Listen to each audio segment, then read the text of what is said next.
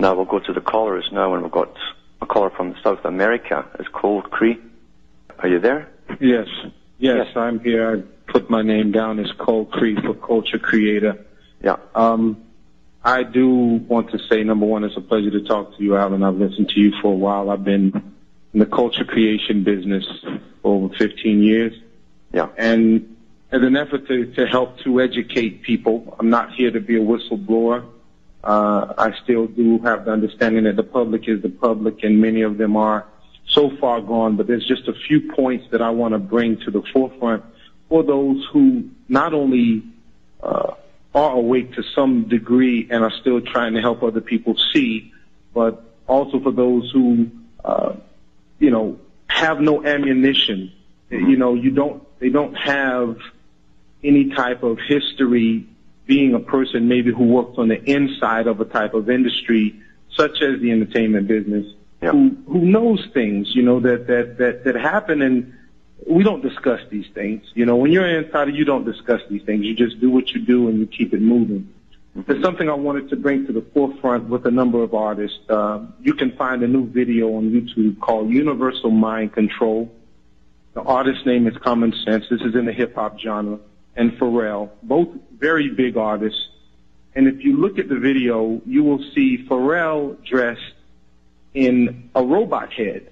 Now, part of what you've been discussing, and part of what anyone who's involved in this business already knows, because we do get our information from certain sources, there is a blending, there's a dehumanization of humans, and there is a humanization of machines. Yeah, that's Even right. when you look at the Transformers, the movie when it came out, people don't even see the fact that you have this robot talking to you, expressing feelings, having emotions, and people just sit there like, oh, this is so nice, look at the special effects, and don't even realize they're being predictably programmed. It's such a simple thing. And now within the music, you have an individual, and I'm saying names here because I know what it is, and I have no problem in saying this stuff. There's a gentleman there by the name of T-Pain. He uses a voice box called Auto-Tune, and it takes his voice and it moves it to give it some sort of synthesized sound, which actually takes a human voice and makes it sound more robotic. Yeah. Where on the other side, as I said, in the movies, you can see the robots are becoming more humanized. And in the process of this happening, it's a dialectic that is going to end up in a synthesis.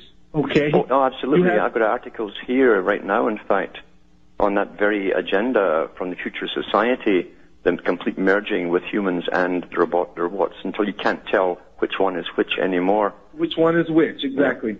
And they're starting that by pushing it within the music. What age group would you say it's aimed at?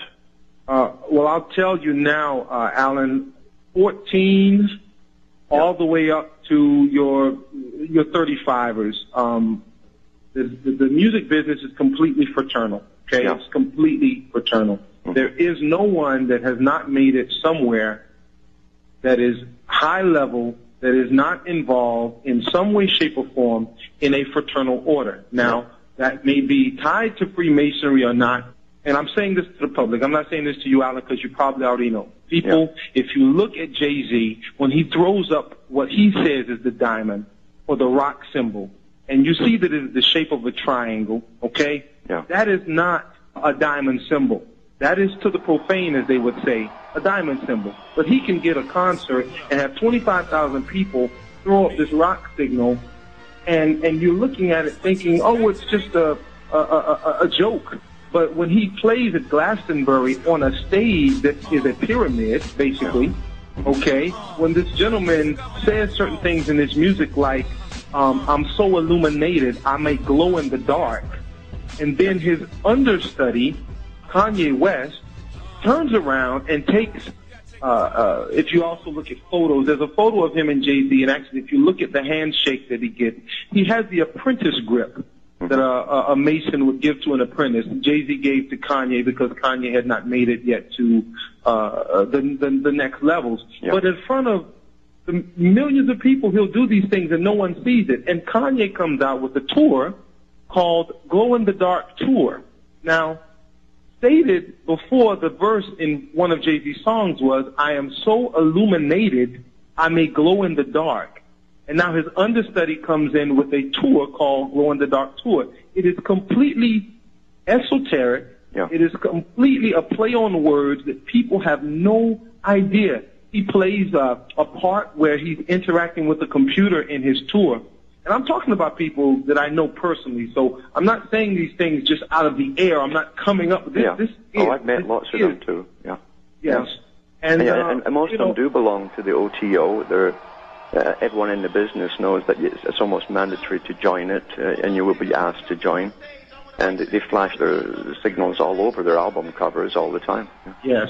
It's in their signal, it's in their covers, it's in the music videos. Look at the backgrounds of many of the music videos. There's a video out with Pharrell and Snoop. There's a point where there's the bottom part of the Masonic compass and square.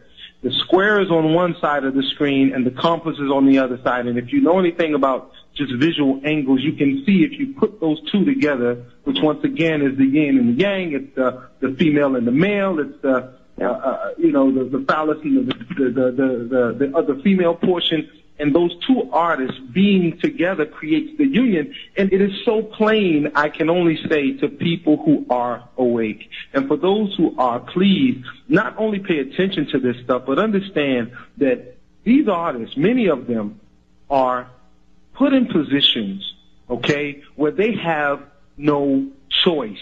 I don't want people to think that all the time that the artist always knows what he's doing.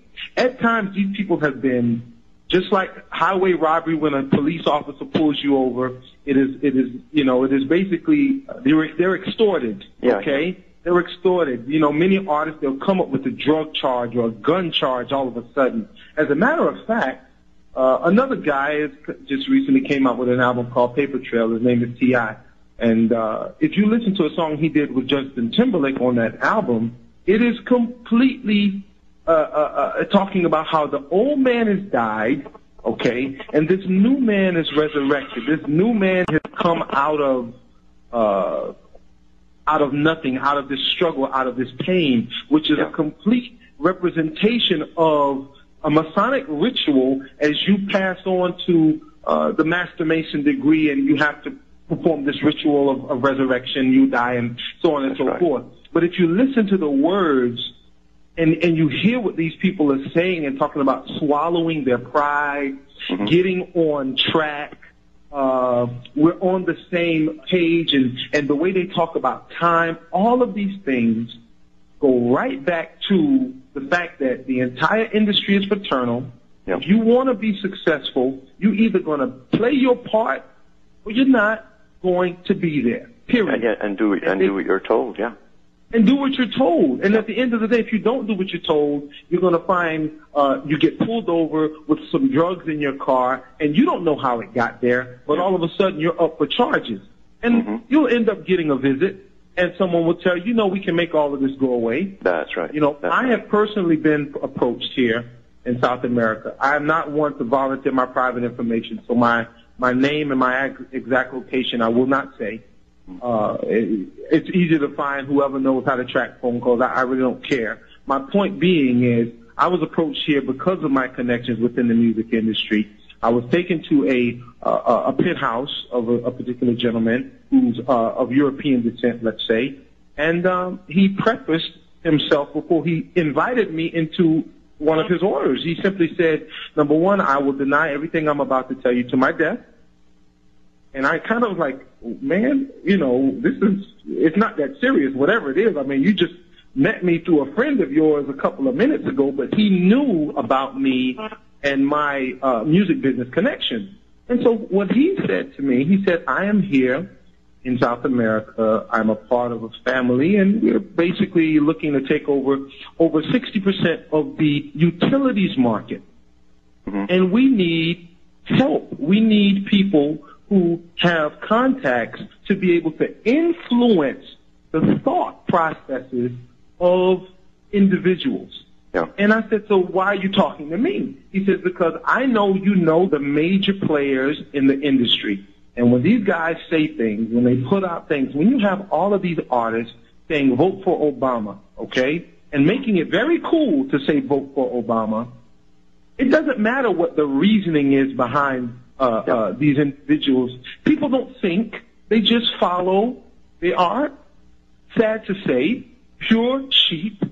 And it is those very people in whatever part of the world, okay? The fact that I'm in South America is, this is not America, so he's trying to get influence into a certain realm in a whole other part of the world, knowing that my contacts are within the U.S. Yeah. I do have contacts in South America as well, but it shows the global reach of the plan. Maintaining your humanity right now, going through the things we're going through, I think is going to be the greatest challenge